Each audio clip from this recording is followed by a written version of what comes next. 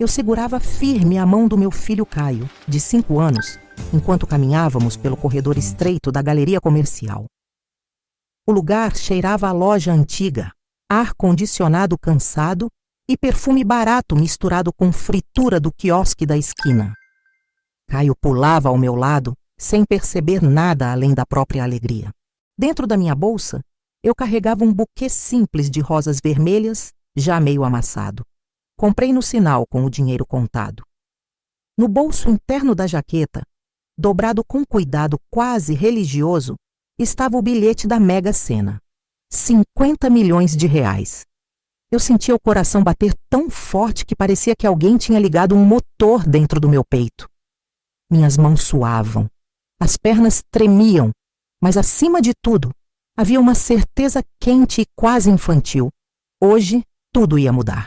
Eu ia salvar meu casamento. Ia tirar meu marido Eduardo do sufoco financeiro da loja. Ia chegar sorrindo, abraçar ele e dizer: amor, acabou. Nunca mais vamos passar por isso. Caio apertou minha mão com força. Mamãe, o papai vai gostar do chocolate? Perguntou, erguendo a barrinha simples que compramos com moedas do porta-luvas do carro. Vai sim, meu amor, vai amar.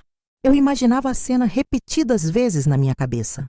Eduardo sorrindo desacreditado. Depois rindo alto.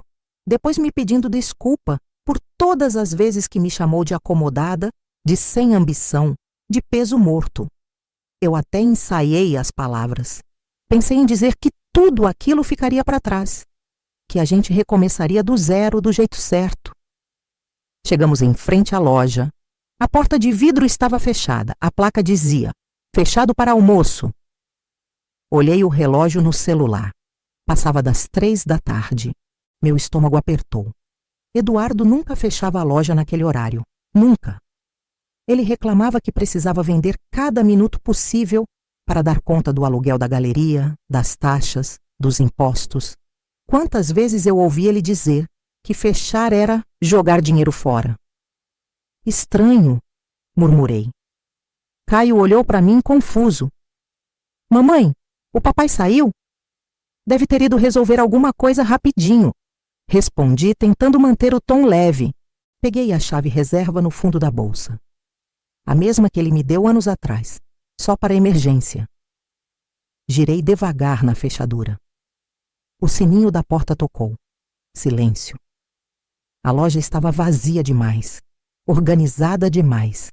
As araras no lugar, as luzes acesas, nenhum sinal de cliente, nenhuma música tocando, nenhum barulho de caixa. Papai, chamou Caio, a voz ecoando. Psiu, vamos fazer surpresa, sussurrei, levando o dedo à boca. Seguimos na ponta dos pés até o fundo da loja, onde ficava o pequeno escritório improvisado com divisória de madeira e uma cortina grossa.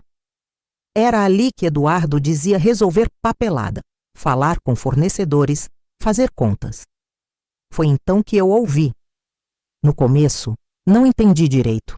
Achei que fosse música baixa, algum vídeo no celular. Mas logo percebi que não. Eram risadas abafadas. Depois, sons mais baixos. Depois, gemidos. Meu corpo inteiro travou. Era um som que eu conhecia e que não existia mais dentro da minha casa havia meses.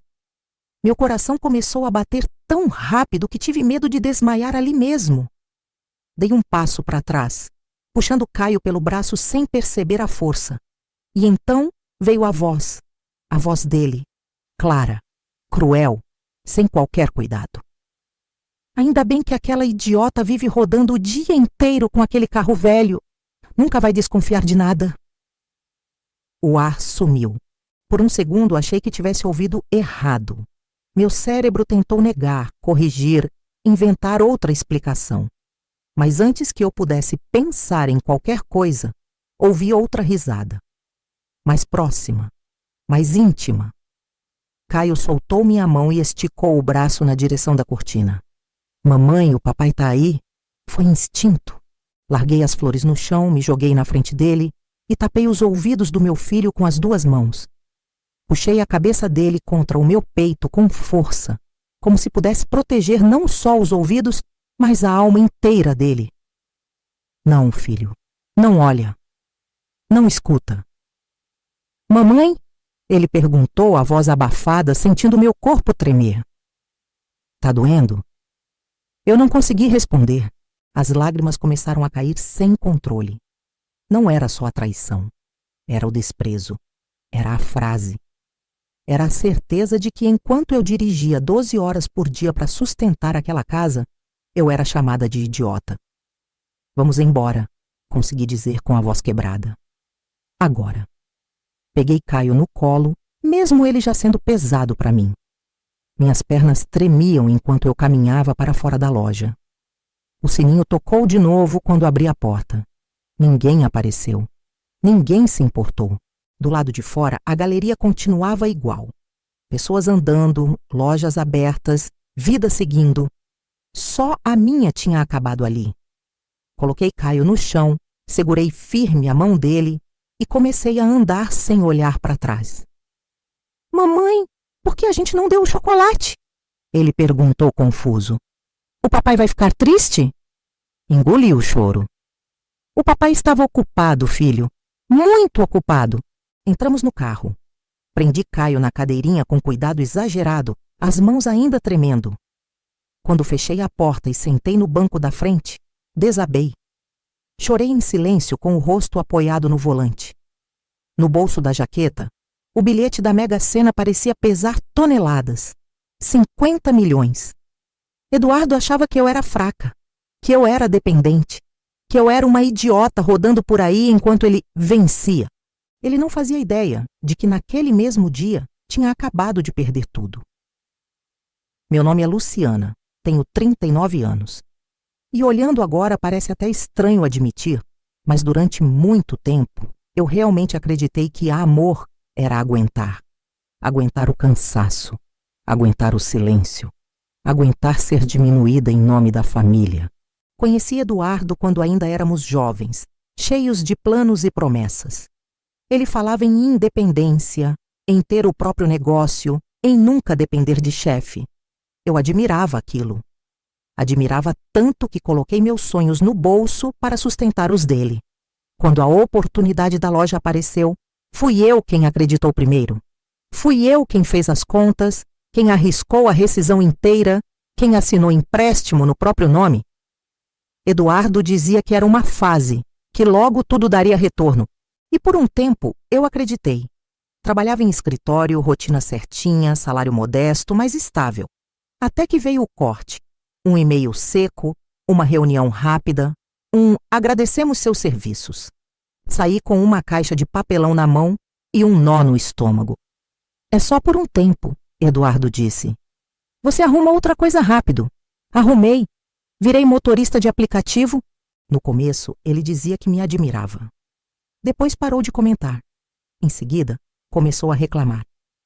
Aos poucos, o olhar dele mudou.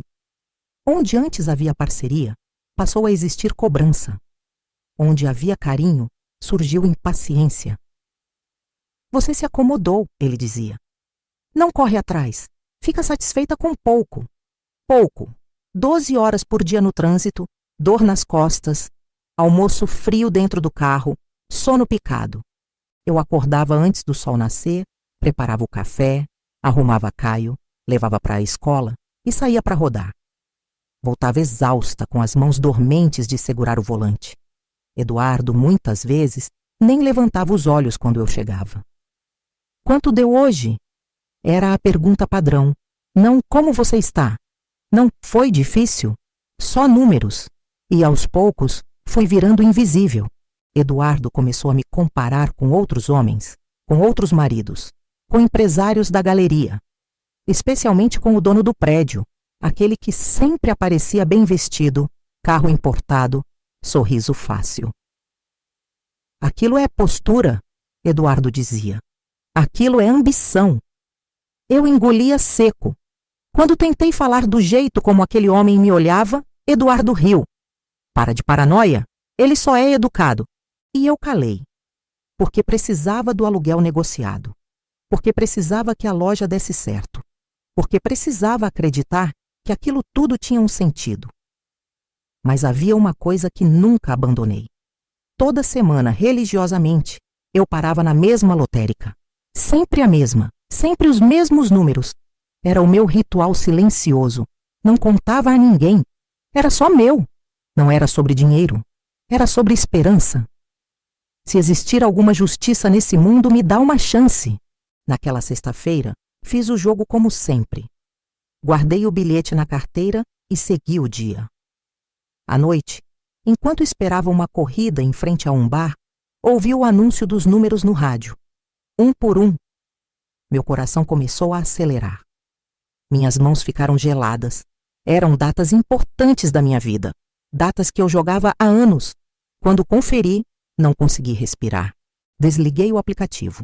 Desci do carro, me sentei na calçada com o celular tremendo na mão. Chorei. Chorei como criança. Não de alegria apenas, mas de alívio, de cansaço acumulado. Eu tinha vencido. 50 milhões. Fui para casa com a cabeça girando. Eduardo já dormia ou fingia dormir. Fiquei olhando para ele no escuro, imaginando tudo o que aquele dinheiro poderia consertar. Imaginei pedir desculpa por coisas que eu nunca devia ter pedido. Imaginei ele me olhando diferente, mas algo dentro de mim travou. Talvez tenha sido o tom frio da manhã seguinte. Talvez tenha sido a reclamação sobre o carro fazendo barulho. Talvez tenha sido o jeito automático com que ele falou comigo. Decidi esperar. Só um pouco. Queria fazer algo especial. Queria entregar a notícia do jeito certo. E foi isso que me levou àquela loja, naquele dia. Foi isso que me levou a ouvir aquela frase. Foi ali que eu entendi, com uma clareza dolorosa, que eu não estava lutando por um casamento em crise. Eu estava sustentando uma farsa. E mais do que isso, eu estava financiando o desprezo. Depois daquele dia na loja, eu não confrontei Eduardo. Não gritei. Não chorei na frente dele. Voltei para o carro com Caio, dirigi sem rumo por quase 1 hora, até ele dormir na cadeirinha. A chuva começou fina, quase respeitosa, como se o mundo também estivesse em silêncio comigo. Mamãe, você tá triste? Ele perguntou já com sono. Um pouquinho, filho, mas vai passar. Eu não sabia se estava mentindo para ele ou para mim. Quando cheguei em casa, coloquei Caio na cama. Fiquei sentada ao lado dele, observando seu peito subir e descer. Foi ali que a ficha caiu de verdade. Não era só sobre mim. Era sobre proteger meu filho. Sobre não permitir que ele crescesse achando que desrespeito é normal. Naquela noite, fiz algo que nunca tinha feito antes. Liguei para um advogado. Contei tudo. O prêmio, a traição, o casamento, o medo. Ele ouviu em silêncio e, quando terminei, foi direto. Se o dinheiro entrar enquanto vocês ainda forem casados, metade é dele. Não importa o motivo. A lei não olha sentimento. Meu estômago virou. Então eu perco tudo? Não, ele respondeu. Mas vai exigir sangue frio. Foi ali que comecei a entender que justiça não é gritar mais alto. Justiça é se antecipar. O plano era simples e cruel ao mesmo tempo. Eu precisava me separar antes de tocar no dinheiro. E mais do que isso, eu precisava fazer Eduardo querer a separação. Nos dias seguintes, virei atriz da minha própria vida. Continuei saindo cedo de casa, mas em vez de rodar o dia inteiro, ia direto ao escritório do advogado. Assinava papéis, criava uma nova conta bancária, organizava tudo em silêncio. O bilhete premiado ficou guardado num cofre alugado em nome do meu irmão. A única pessoa em quem eu confiava além do advogado. Eduardo não desconfiava de nada. Para ele, eu comecei a reclamar. O carro tá dando problema de novo. O banco ligou cobrando atraso. Acho que vou ter que vender a televisão. Cada frase era uma isca. Eduardo ficava cada vez mais impaciente, mais distante, mais irritado. Eu não aguento mais essa vida apertada, ele dizia. Você só reclama, só traz problema. Eu concordava com a cabeça baixa. Até que, numa quinta-feira à noite, cheguei em casa com o olhar vazio, a voz cansada de propósito. Eduardo, a gente precisa conversar. Ele revirou os olhos. O que foi agora? Respirei fundo. Acho que eu virei um peso para você. Ele ficou em silêncio por um segundo. Um segundo longo demais. Talvez a gente esteja melhor separado, continuei. Eu vou morar com minha mãe. Você fica aqui com a loja. Não tenho como te ajudar financeiramente só com o Caio. Eu esperava resistência. Esperava teatro. Esperava culpa. O que eu vi foi alívio. Os olhos dele brilharam. Você tem certeza? Tenho. Menti com a maior frieza da minha vida. Então vamos resolver isso logo, ele disse rápido demais. Não quero confusão. No dia seguinte assinamos o divórcio. Separação total de bens. Nada a dividir. Nenhuma reivindicação futura. Ele assinou sorrindo, achando que estava se livrando do fracasso. Quando saí do cartório com aquele papel na mão, minhas pernas quase cederam. Eu estava oficialmente sozinha aos olhos da lei. Pobre. Derrotada. 5 minutos depois, liguei para o advogado. Pode dar entrada no prêmio. Naquela mesma tarde, Eduardo se mudou definitivamente para outra casa. Livre, feliz, convencido de que tinha vencido. Ele não fazia ideia de que estava comemorando a própria queda.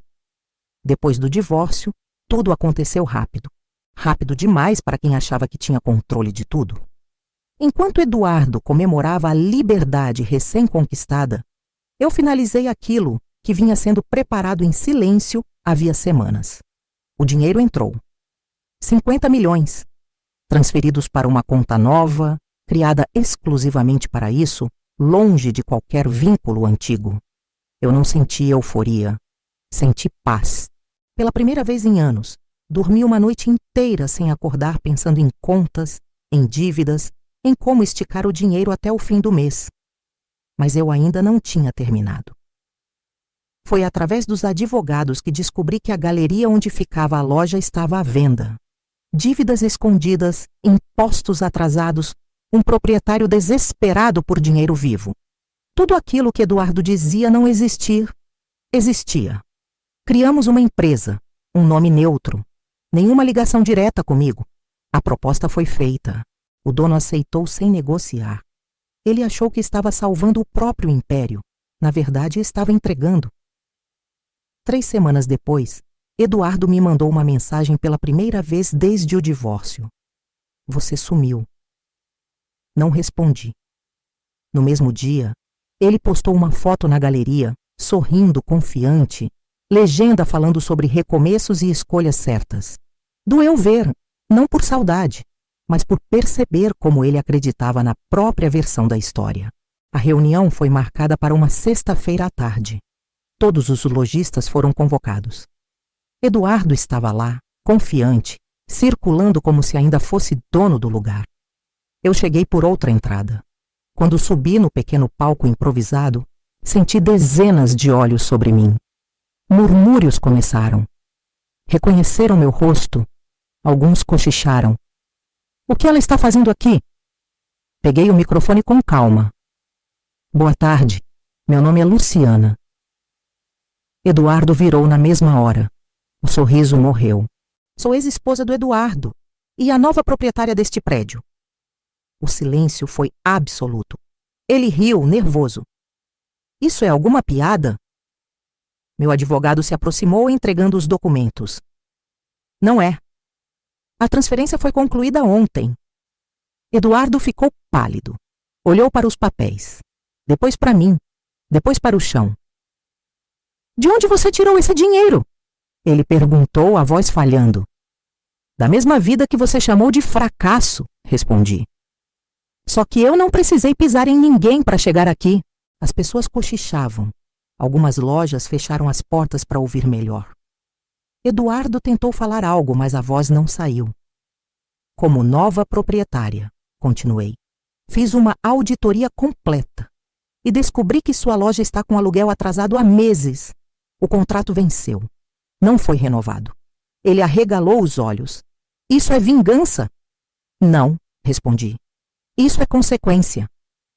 Ele tentou se aproximar, baixar o tom, negociar. A gente pode conversar. Você sabe, pelo nosso filho. Respirei fundo. Pelo nosso filho, eu fiz tudo isso do jeito certo. Os advogados finalizaram. Prazo de desocupação. Sem exceção. Saí da galeria sem olhar para trás. No estacionamento, Caio me esperava no carro com a babá. Mamãe, a gente vai para casa? Ele perguntou. Vamos, filho. Você tá feliz? Olhei para ele. Sorri de verdade pela primeira vez em muito tempo. Tô em paz. Meses depois, a galeria reabriu com outro nome, outro propósito. Onde antes havia mentira, agora havia luz, movimento, crianças correndo, famílias entrando sem medo. Eduardo tentou recomeçar. Sem sucesso. A história correu rápido demais. As portas se fecharam. Eu segui em frente. Não me vinguei, não gritei, não humilhei. Apenas deixei que cada escolha cobrasse seu preço. Porque o verdadeiro acerto final não é quando você destrói alguém. É quando você constrói uma vida tão inteira que quem te quebrou não tem mais espaço nela. Se gosta de histórias como essa, já se inscreve no canal e deixa o like no vídeo. Até o próximo acerto final.